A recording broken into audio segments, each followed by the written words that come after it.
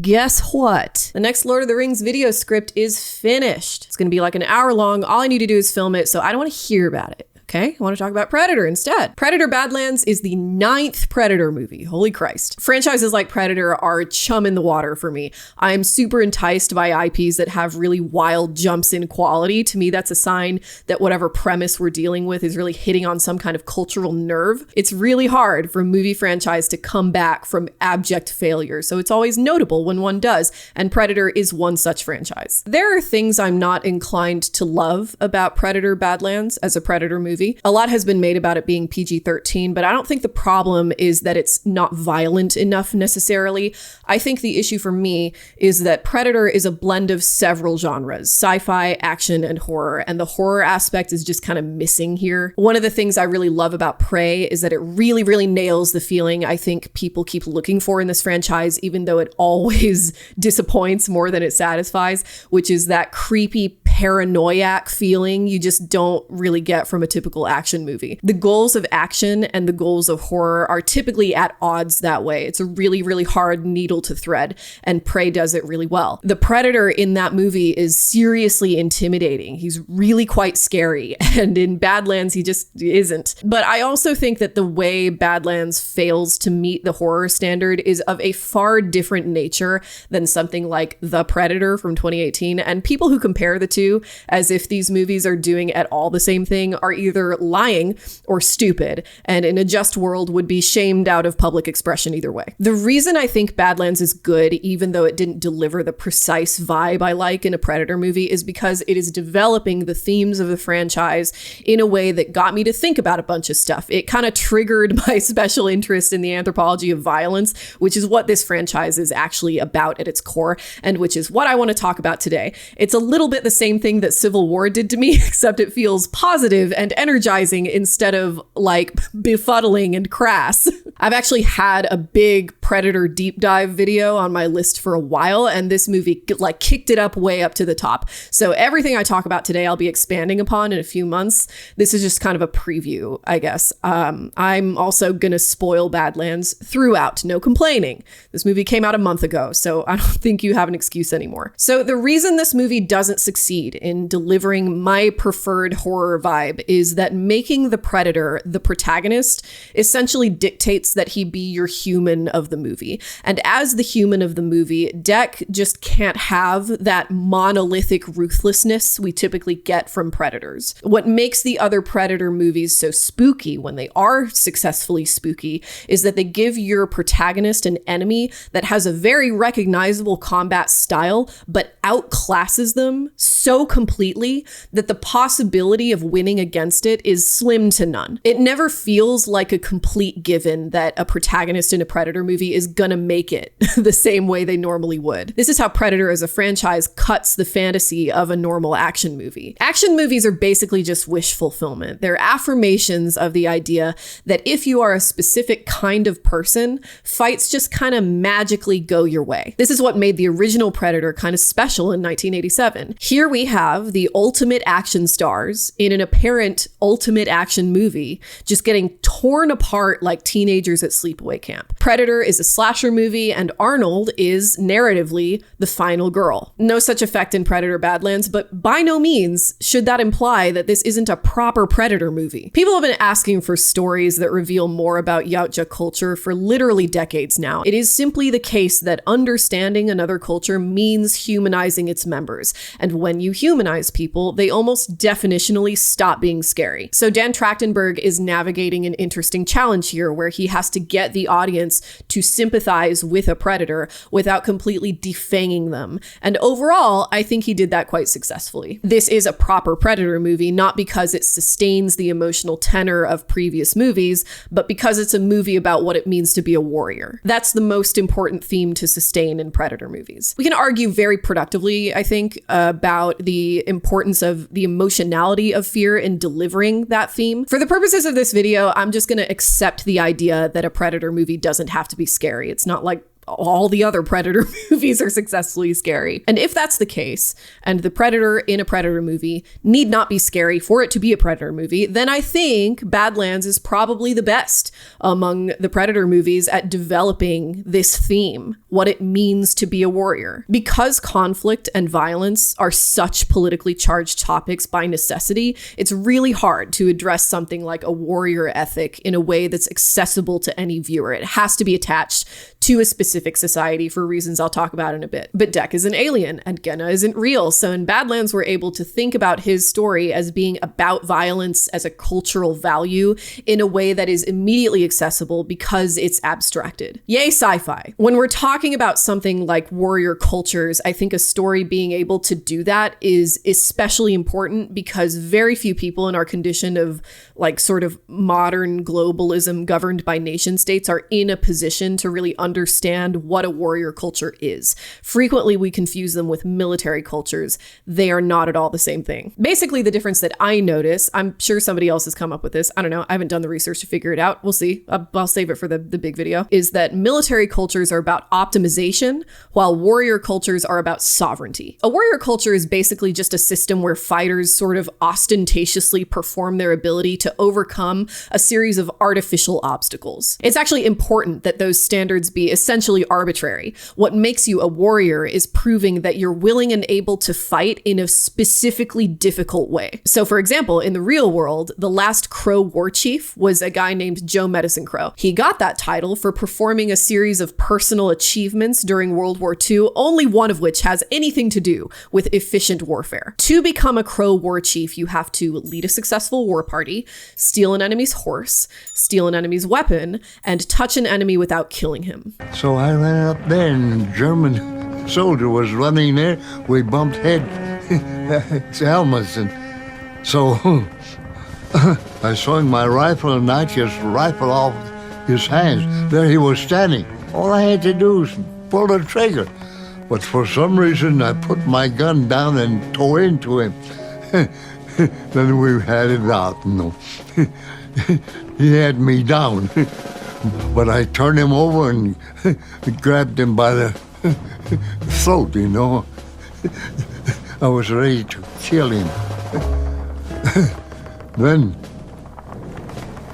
his last words were, "Mama, Mama." When that word, "Mama," opened my ears, I let him go. Without quite meaning to, Joe Medicine Crow had performed 3 out of the 4 traditional war deeds he needed to become a war chief like his grandfather. This kind of display of personal skill is what defines a warrior culture. Being able to kill effectively is all well and good, but like any savage can do that, you know. True skill is demonstrating some measure of constraint. You're capturing enemies alive. You're taking their stuff. You're refusing to attack someone who can't defend themselves. You're intentionally fighting one-on-one when you don't have to. Every time you're greeted with 2 different options in a combat situation, you intentionally take the harder one, make sure people see you doing it, and eventually, if those deeds are impressive enough, they'll get codified into the culture through public recognition. This is how warrior classes are established. The most important thing to understand about all this is that being a warrior doesn't do anything for the efficacy of a military campaign. The function of becoming a Crow war chief is not rational in any traditional sense of the word. Warrior cultures don't exist to kill people more effectively. They exist to maintain cultural coherence, to make the capability of violence inextricably linked to the approval of your people and personal responsibility to your community. In a military culture, you are accountable to your commanding officer, and that's it. Fighters in a military culture function less like warriors and more like androids. Number 2, quarter and step forward. That's not at all to say that soldiers don't deserve respect from themselves and from other people. It's just that the honor we give soldiers is anthropologically more akin to the honor a ritual sacrifice victim might get than a warrior. That's what thank you for your service is about. The assumption from everybody in a military culture is that being a soldier just kind of sucks. There's an assumption that your role is at least a little bit disposable. It's a sacrifice you're making as opposed to an achievement you're pursuing. You're an asset, an expendable asset. That's very much on purpose. You don't want soldiers that have a sense of individuality. You want them to feel interchangeable. That's what uniforms are for. It's why everybody has to have the same haircut. Not so with warriors. I don't think it's out of pocket for me to claim that at least part of the point of being a warrior is that you get to look cool as shit all the time. Just dripped the fuck out. Looking sick as hell is not a trivial goal. It's part of the warrior's social function as this physical embodiment of a culture's values. When you attain warrior status, you're getting status as status is wrapped up in the way people look. You're earning the right to wear certain clothing, certain hairstyles and tattoos, to use certain weapons or tactics, even sing certain songs or perform certain rituals or dances. For that reason, warrior cultures are always as much about indigeneity as they are about violence. Indigeneity really only relates to ethnicity today for legal and segregationist purposes. To be indigenous is to be of the place you're from more than just ethnically or geographically. It's to recognize the land around you, the things that live there, and the people you're with as part of the whole web of things that make you you. Part of what's going on in Predator movies is that when a Yautja arrives on Earth, he's forcing everyone who has to fight him to stop thinking about optimization and start being inventive. And it's through that inventiveness that our protagonists achieve a heightened indigeneity. Dutch literally smearing himself with the earth of the jungle whose cooperation he needs to defeat his enemy. He might not be native to Central America, but he is certainly native to Earth. And that is enough for a movie made in a time when American interests want to claim that the American military should belong everywhere. A warrior culture is not the only way, but is certainly one of the most flamboyant ways a culture establishes indigeneity, which is why the right is so obsessed with claiming we have one. We're getting back to basics. And one of those basics is the warrior ethos. The Department of War will always honor the service of our warriors and all they left behind, never straying from the warrior ethos. You might say we're ending the war on warriors. I heard someone wrote a book about that. The US doesn't have warriors as a part of their actual martial force. No modern nation state does. We know that because when soldiers start doing warrior shit like setting personal goals or taking trophies or looking for personal glory, it starts becoming a serious problem. That's how you get a Colonel Kurtz. It's the reason Pete Hegseth is probably going to eventually be either fired or impeached, and if there's any justice, imprisoned. But when that happens, it's going to be less because we're so invested in the lives of Caribbean fishermen and more because that kind of rogue activity is an immense liability to a military culture. Optimization is the commonality between corporate structures and military structures that make them work together so well. Because both corporations and state militaries are all about optimization and efficiency, things like personal relationships and loyalties are always one of the first things subject to compromise. Not so in a warrior culture. In a warrior culture, those personal relationships are never to be compromised under any circumstance. Courage and loyalty when overcoming those artificially established goals are the highest virtues in warrior cultures because they're inefficient. If a US Marine throws down his rifle so he can go hand to hand with an opponent in Iraq or whatever, that guy's in trouble. And for good reason, because in a military culture, you're not supposed to be there for personal glory. And if you pursue it, you're putting everyone else in danger. This is why service members tend to hate officers so much. Officers have kind of a nasty habit of apparently making bad decisions on purpose and putting their guys in danger so they can have something to overcome and maybe get a medal for. As head of the DoD, Hegseth is the ultimate officer, and what he's doing in that position is trying to establish that role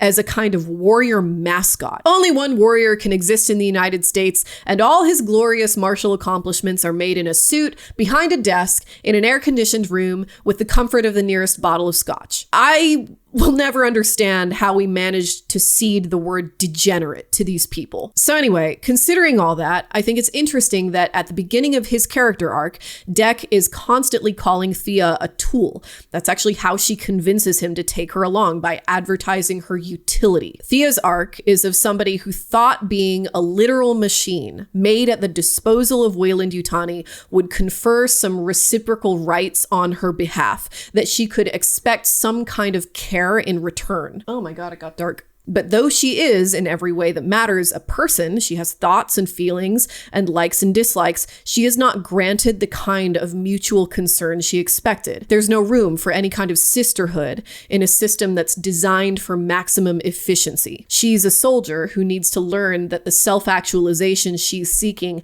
has to come from deciding to be a warrior instead. Dec's arc is of a warrior who has to find honor without the approval of his community. On the one hand, that's really hard to do because warrior status is definitionally something that only a community can give you. On the other hand, it's not particularly unusual. The right-wing fetishization of warrior culture comes from a desperation for stability. These are people who think that if they establish the right social structure, the process of finding meaning and purpose will just become a safe and reliable perpetual motion machine where everybody just does what they're supposed to do. Nobody has to think about it. The problem with this is that even though a warrior culture might make society very coherent, just because a culture is coherent doesn't make it good. Feudal Japan was a coherent society, but you couldn't pay me enough to live there any more than you could pay me to live in Aztec society or medieval Europe. Interestingly, those are all places where a military culture is kind of converging with a warrior culture. This is all from my relatively uninformed pattern recognition, okay? I haven't done the research yet to know if this is definitely for certain true,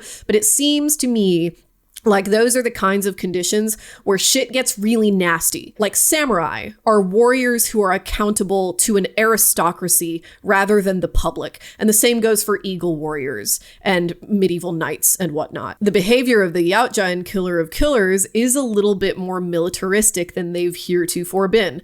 Kind of makes me wonder if this unholy marriage of militarism with warrior culture might be where Dan Trachtenberg is taking this. Or maybe it's just inconsistent writing. I don't know. But even if that's the case, it sparks joy for me that there exists this franchise where we're making a whole culture just on the fly, so every piece of behavior can plausibly be wrapped into the natural development and evolution culture is always subject to. God, there's so much I want to say about this. The point is that Badlands is thematically structured around the reality that culture is always subject to change by the millions of individuals who are born into them. Dec, in learning he can't succeed in the way his culture needs him to, that he simply isn't powerful enough to do what Yautja culture demands, breaks his cultural loyalties and realigns them. He forms partnerships with others, and instead of trying to dominate the place he's in, he learns to work with it. He recreates his weapons and armor with it. He becomes of the planet Genna. And in doing so, he compromises some part